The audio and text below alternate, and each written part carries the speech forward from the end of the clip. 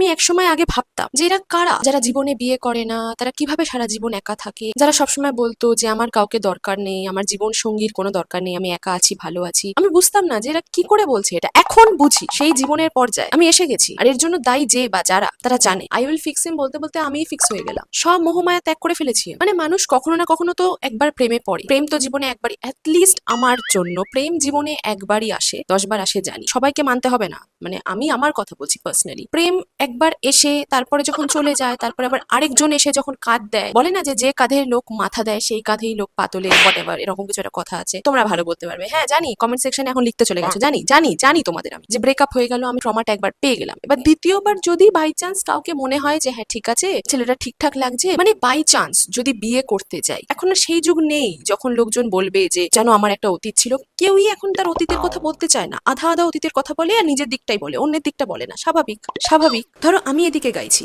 तुझ में रब दिखता है यारा मैं क्या करूं, सजदे सर झुकता है यारा मैं क्या करूं, तुझ में रब दिखता है यारा मैं क्या करूं। আর ওদিকে উনি গাইছেন, एक बार ही किया तो यारो प्यार क्या किया, एक बार ही किया तो यारा प्यार क्या किया, प्यार होता होता होता कई बार है, सिर्फ एक पे किया तो दिल निसार क्या किया, सिर्फ एक पे किया तो दिल निसार क्या किया, प्यार होता होता होता कई बार है, प्यार होता होता होता कई बार है।